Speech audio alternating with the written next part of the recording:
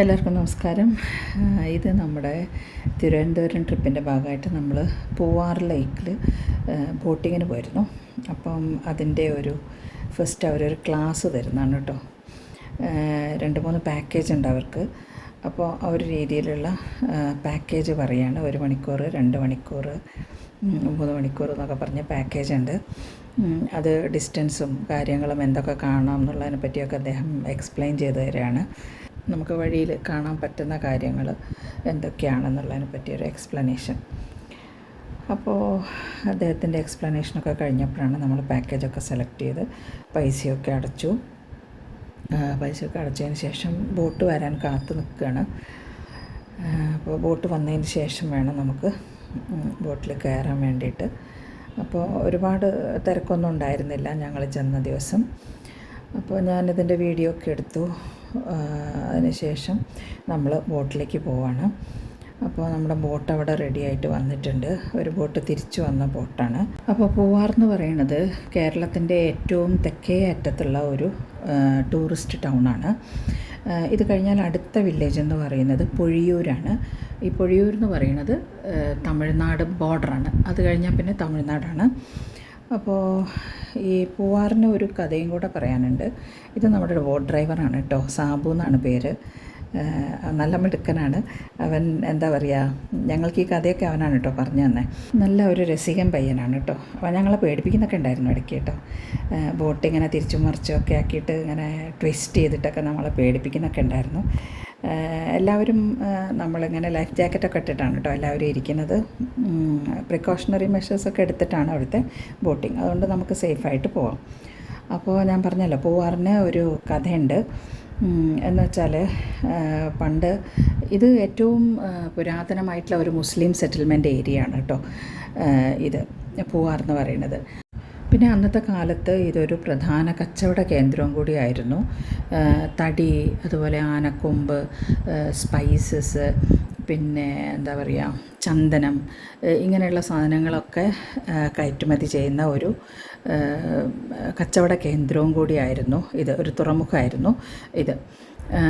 ഇസ്രായേലിലെ രാജാവായിട്ടുള്ള king Solomon ഇവിടെ ship ഇറങ്ങിയിട്ടുണ്ട് എന്ന ചരിത്രം പറയുന്നു. പിന്നെ ഗ്രീസും റോമും ഒക്കെ ആയിട്ട് കച്ചവട ബന്ധങ്ങളുള്ളതായി മെഗസ്തനീസിൻ്റെയും ട്രാവലറായിട്ടുള്ള മെഗസ്തനീസിൻ്റെയും അതുപോലെ തന്നെ മാർക്കോപോളോവിൻ്റെയും ഒക്കെ പുസ്തകങ്ങളിൽ പ്രതിപാദിക്കുന്നുണ്ട്. അപ്പോൾ ഇവിടെ ഒരു കച്ചവടക്കാരനുണ്ടായിരുന്നു, പൊക്കു മൂസ മരിക്കാർ എന്ന് പറഞ്ഞിട്ട്. അപ്പോൾ അദ്ദേഹത്തിൻ്റെ പേരിൽ തന്നെയാണ് ഈ ഒരു ടൗൺ ആദ്യം അറിയപ്പെട്ടിരുന്നത്. പൊക്കു മൂസാപുരം എന്നാണ് അറിയപ്പെട്ടിരുന്നത്. മാർത്താണ്ഡവർമ്മയെ കേന്ദ്രീകരിച്ച ഒരു കഥയുണ്ട്.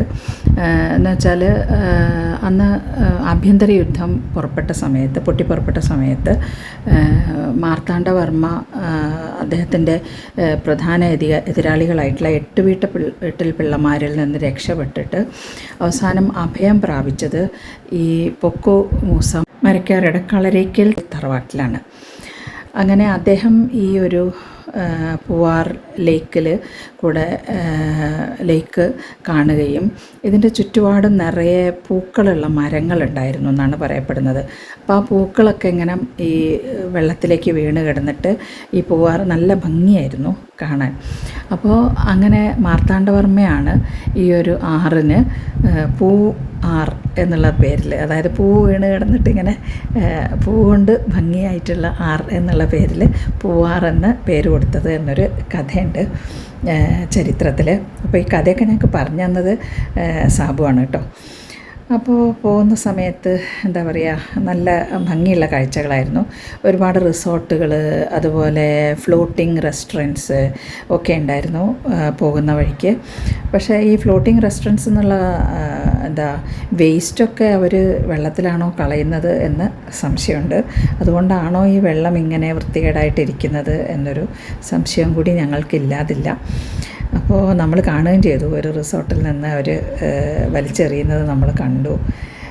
അപ്പോൾ ആരാന്നൊന്നും നമുക്കറിയില്ല, ഫോട്ടോയിൽ പതിഞ്ഞുമില്ല. അതുകൊണ്ട് നമുക്ക് രേഖയില്ലാത്തതുകൊണ്ട് പറയാൻ പറ്റില്ലല്ലോ. അപ്പോൾ കണ്ണുകൊണ്ട് കണ്ട കാഴ്ചയാണ്. അപ്പോൾ ഇതൊക്കെ അധികൃതർ ശ്രദ്ധിക്കേണ്ട ഒരു കാര്യമാണ്. കാരണം ഈ ഫ്ലോട്ടിംഗ് റെസ്റ്റോറൻറ്റ്സ് എന്നുള്ള വേസ്റ്റുകൾ വെള്ളത്തിൽ വീണ് കഴിഞ്ഞാൽ വെള്ളം എന്തായാലും വൃത്തികേടാവുമല്ലോ. അപ്പോൾ അതൊക്കെ ശരിക്കും അധികാരികൾ ശ്രദ്ധിക്കേണ്ട കാര്യമാണ്. അപ്പോൾ വെള്ളം കുറച്ചും കൂടിയൊക്കെ നന്നായിട്ട് വൃത്തിയായിട്ടൊക്കെ സൂക്ഷിക്കുകയാണെങ്കിൽ കൂടുതൽ സഞ്ചാരികളെ ആകർഷിക്കാൻ കഴിയുമെന്നാണ് തോന്നുന്നത്. അതുപോലെ ഈ ചുറ്റുപാടും, അതായത് പൂവാറിൻ്റെ 2 സൈഡിലും കുറച്ചും കൂടെ ബ്യൂട്ടിഫൈ ചെയ്യുകയാണെങ്കിൽ കുറച്ചും കൂടെ നന്നായിരിക്കും എന്ന് തോന്നി. ആ ഒരു ബ്യൂട്ടിഫിക്കേഷനൊന്നുമില്ല, നാച്ചുറലായിട്ട് കാണുന്ന കുറച്ച് കാര്യങ്ങൾ, കണ്ടൽക്കാടുകൾ, ഇതൊക്കെ തന്നെ നമുക്ക് കാണാനുണ്ടായിരുന്നുള്ളൂ. എന്നാലും ബോട്ടിംഗ് രസമായിരുന്നു. ഞങ്ങൾ 2 മണിക്കൂർ ശരിക്കും ആസ്വദിച്ചു. ബോർഡർ വരെ, തമിഴ്നാട് ആ ബോർഡർ വരെ പോയി. നമ്മൾ അഴിമുഖം വരെ പോയിട്ട് തിരിച്ചു വന്നു. ആനക്കല്ല്, എലിഫൻ്റ് റോക്ക് എന്ന് പറയുന്ന സ്ഥലം, അതൊക്കെ കണ്ടു. അഴിമുഖം കണ്ടു.